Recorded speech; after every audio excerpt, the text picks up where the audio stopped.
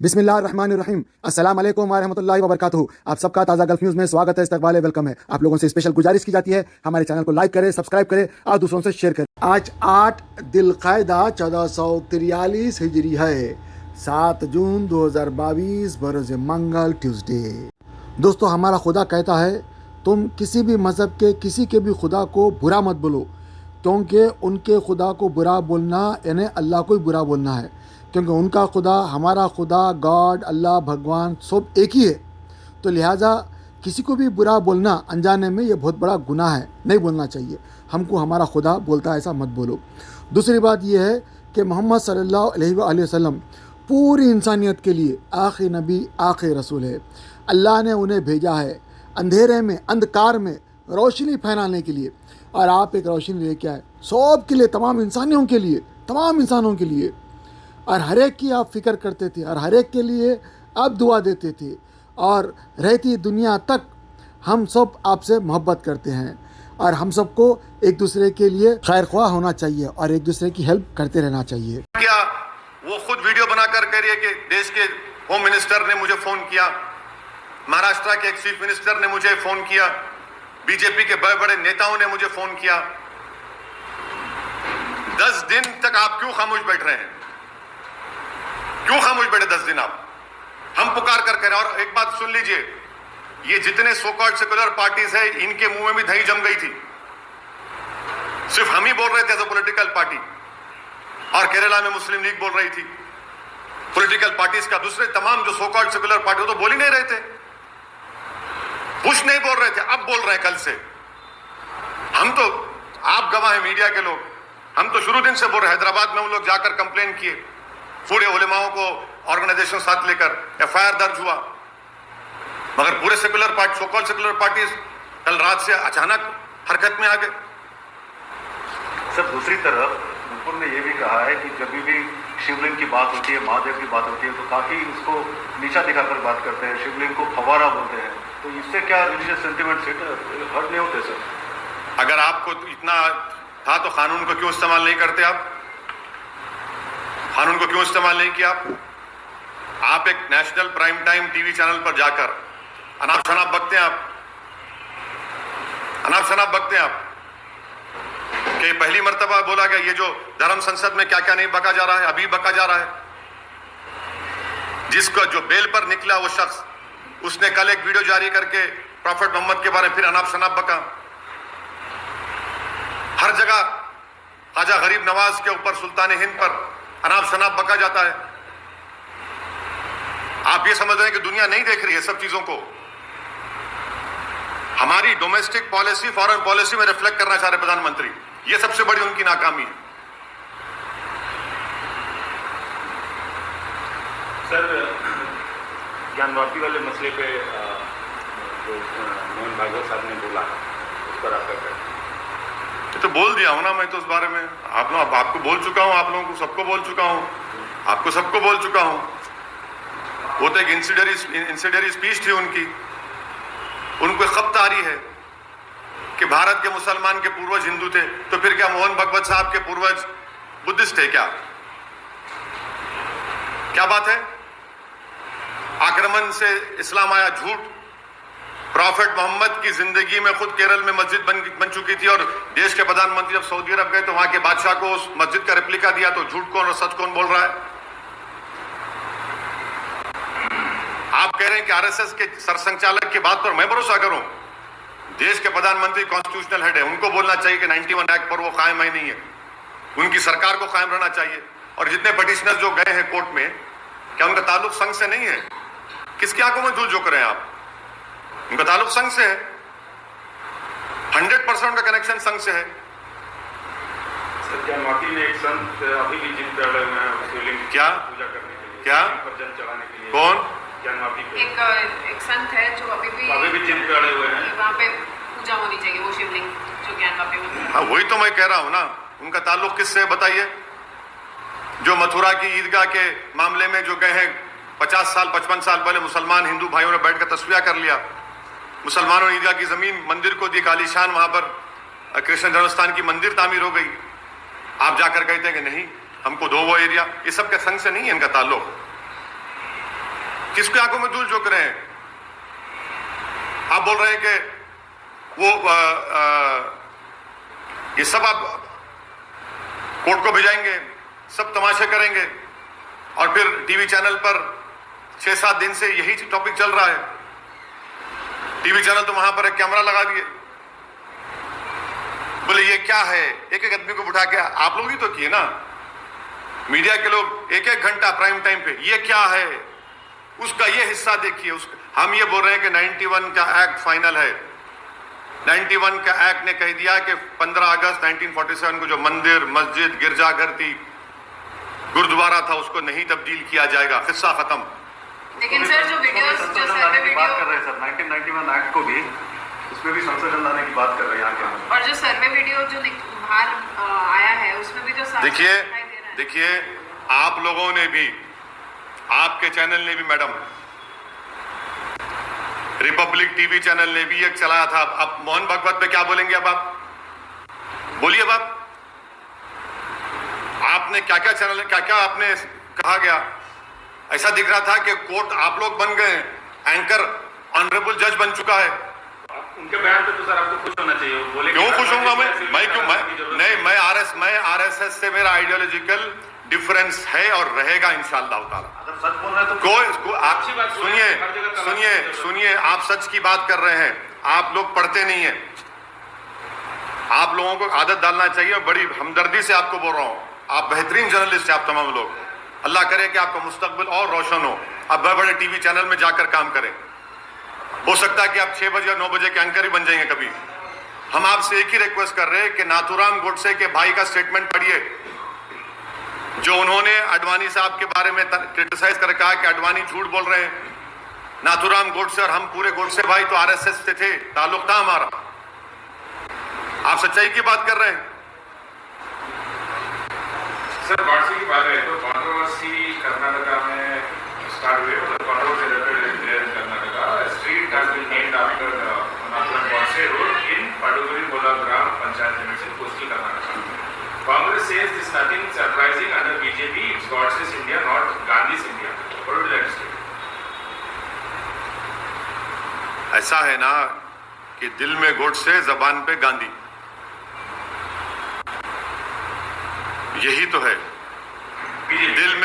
दिल में गोडसे, जबान पे बाबा साहब अंबेडकर, दिल में गोडसे, जबान पर ज्योतिराव फूले।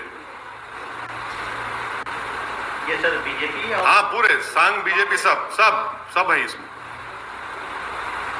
सर अभी 3-4 दिन से हैदराबाद में एक बहुत बड़ा मसला चल रहा है गैंगरेप का, और आपके एमएलए का भी law will take its own course, इस पे तय बोलना है मेरे को।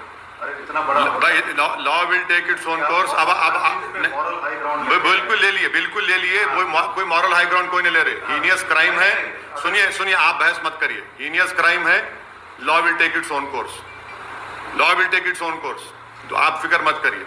आप जम्मू कश्मीर में जो टारगेट किलिंग हो रही है सर, उस पर आपका क्या कहना है? क्योंकि सेलेक्टिव अब आप लोग जो है बीजेपी के स्पोक्स पर्सन को बचाने की पूरी कोशिश कर रहे हैं। आप लोग किलिंग हो रही ना सर? नहीं, अब आप लोग जो है, जो जिस मुद्दे पे हम आप लोगों को तकलीफ दी आने के लिए, अब आप लोग अब अपने एजेंडे पे आ गए। अब नहीं सुनिए, इस पर सुनिए, मैं बोल रहा हूं, मैं ठहरो ना। इस पर हम बोल चुके हैं, कश्मीरी पंडित के कत्ल के ऊपर, बैंक के मैनेजर के कत्ल पे बोल चुका हूं, स्कूल की टीचर पर बोल चुका हूं। आप लोगों के पास मेरा वो वीडियो है, मगर बीजेपी के स्पोक्स पर्सन से तवज्जो हटाना अब आप लोगों का एजेंडा हो सकता है। आप मुझे तो मत इस्तेमाल करिए उसमें, मुझे इस्तेमाल मत करिए। आपको दिया गया है, पूरा नोट रिपोर्ट दी गई आप लोगों को बोलने के लिए। अब आप पूछते रहो। मैं देश के प्रधानमंत्री से सिर्फ यही डिमांड करूंगा कि नेशनल स्पोक्स पर्सन को अरेस्ट किया जाए। नेशनल सुनिए, और कानपुर में एनएसए लगाया। यहां पर क्या कर रहे हैं भाई? यहां पर क्या कर रहे हैं आप? क्या सस्पेंशन पनिशमेंट है? 10 दिन से खामोश थी बीजेपी। पूरे विश्व में देश की बदनामी हो रही है। कि वाइस प्रेसिडेंट ऑफ इंडिया हमारे उस कंट्री में और एम्बेसडर को बुलाया जाता है, जो डिप्लोमेटिक लैंग्वेज में कहते हैं डिमार्शे दिया जाता है उनको, और एम्बेसडर साहब स्टेटमेंट देते हैं। कैसे देते हैं स्टेटमेंट? वो फ्रिंज है। अरे आप बीजेपी के नहीं है, आप मिनिस्ट्री ऑफ एक्सटर्नल अफेयर्स से आपका ताल्लुक है। ये क्या सीपीपी का एक मॉडल हो गया क्या यहाँ पर भारत में? सभी मामलों में ऐसा क्यों नहीं सोचते कि law will take its own course? ये एक ही मामले में लॉ विल सुनिए, अब आप बोल दिए ना, लगा तूने केसेस एफआईआर के, जेल को क्यों नहीं भिजा रहे, फिर उसको अरेस्ट क्यों नहीं कर रहे? ये मामला अरे जेल को क्यों नहीं भिजा रहे भाई? आप जब सस्पेंड कर रहे हैं किसी को पार्टी से, तो आप मान रहे ना गलती की, तो फिर गलती करे तो फिर केस क्यों नहीं बुक होता? हाँ ठीक है, चलो वो तो आप यही दिखाना चाह रहे। फिर ये जो स्टेटमेंट दिए फ्रिंज है, फुला है, law will not take its own course because the law is being stopped by the ruling party of India. Law is selectively being used only against dissenters, only against Muslims and Dalits. ऐसे लग जाता है पत्थर फेंकने वालों पर, so called पत्थर फेंकने वालों पर। कल बदायूं में एक मुसलमान को गोश्त की स्मगलिंग पर उसके रेक्टम में रॉड घुसड़ दिया गया, रेक्टम में, और एक पुलिस वाला सस्पेंड नहीं होता, 307 उसके ऊपर बुक नहीं होता। जिस स्टेट से प्रधानमंत्री एमपी हैं वहां के उस प्रदेश में होता है ये। क्यों? मुसलमान है, आप उसके रेक्टम में रॉड डाल देते हैं, और उसका वालिद जो है वो खबर खोद के पैसे कमाता। दिल्ली को अस्पताल लेकर पैसे नहीं तो वापस लेकर आया बदायूं को। वो कौन से इंसाफ की बात कर रहे हैं आप लोग? उन्होंने कुछ ऐसा बात कह दी जिससे मुसलमानों को, उनके जज्बात को, उनको दिली ठेस हुई। 10 दिन के बाद कैसे ख्याल है प्रधानमंत्री को, जबकि हर प्राइम टाइम शो लोग बोलते हैं प्रधानमंत्री खुद बैठकर देखते हैं। तो 10 दिन के बाद बीजेपी रिएक्ट करती है, और कब रिएक्ट करती है? जब देश के वाइस प्रेसिडेंट खतर को पहुंच रहे हैं, तो प्लेन में, जो प्लेन में होते हैं, तो उनसे कहा जाता है कि आपका जो बैंक्वेट था वो कैंसिल कर दिया गया है। तो जब देश के वाइस प्रेसिडेंट खतर में होते हैं, खतर की सरकार हमारे देश के एम्बेसडर को बुलाकर उनसे कहती है कि आप माफी चाहें, क्योंकि बीजेपी के एक स्पोक्स पर्सन ने प्रॉफिट मोहम्मद सल्लल्लाहु अलैहि वसल्लम की शान में बकवास बकी है, झूठ बका है। तो उसके बाद आप देखते हैं कि फौरन बीजेपी हरकत में आती है, और बीजेपी अपने नेशनल स्पोक्स पर्सन के खिलाफ उसको सस्पेंड करती है। मैं देश के प्रधानमंत्री को, जब भिवंडी में मैं जनसभा को एड्रेस कर रहा था, उस वक्त भी प्रधानमंत्री से अपील किया कि आप देश के प्रधानमंत्री हैं, आप अपने नेशनल स्पोक्स पर्सन के खिलाफ एक्शन लीजिए। ये गलत कहा उन्होंने, मगर देश के प्रधानमंत्री टस से मस नहीं हुए। और 10 दिन के बाद, क्योंकि गल्फ कंट्रीज में ये मसला बहुत बड़ा हो चुका था, इसलिए हालत मजबूरी में देश के प्रधानमंत्री ने अपने नेशनल स्पोक्स पर्सन के खिलाफ एक्शन लिया। अस्सलामु अलैकुम वरहमतुल्लाहि वबरकातुहू। कुरान पाक को तजवीद से पढ़ने की अहमियत। कुरान पाक को तजवीद से पढ़ने की अहमियत यह है कि कुरान करीम अल्लाह अज़्ज़ा वजल का कलाम है। उसके हुकूक़ में एक अहम तरीन और अव्वलीन हक़ यह है कि सेहत अल्फाजी, ज़रूरी क़वाइद तजवीद की रियायत करते हुए उसकी तिलावत की जाए। कुरान में अल्लाह अज़्ज़ा वजल का इरशाद है, वरत्तलनाहु तरतीला, हमने उसे तरतील के साथ नाजिल किया है। इससे वाज़ेह है, और तरतील ही के साथ पढ़ने का हुक्म भी फरमाया है। चुनांचे दूसरी जगह इरशाद है, वरत्तिलिल कुरआन तरतीला, और कुरान की तिलावत इत्मीनान से साफ साफ किया करो। तरतील की तफसीर हज़रत अली कर्रमल्लाहु वजहू के इरशाद के मुताबिक हुरूफ को तजवीद के साथ पढ़ना और वक्फ़ों की मारिफत है, तो तरतील से कुरान करीम पढ़ा जाएगा, तभी उसकी तिलावत का हक़ अदा होगा। और ऐसे ही तिलावत पर हसनात और इनामात खुदावंदी का वादा है। लेकिन अगर तिलावत तजवीद की रियायत के साथ नहीं बल्कि उसके खिलाफ है तो उससे तिलावत का हक अदा नहीं हो सकता। हदीस पाक के अंदर यूँ आता है, ज़य्यिनुल कुरआन बिअस्वातिकुम, तर्जमा अपनी आवाज़ से कुरान को मुज़य्यन करो।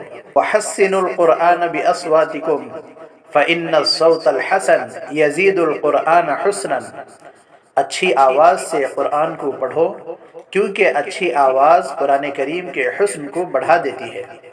अऊज़ु बिल्लाहि मिनश शैतानिर रजीम, बिस्मिल्लाहिर रहमानिर रहीम, इन्ना नहनु नज़्ज़लना ज़िक्र व इन्ना लहु लहाफ़िज़ून।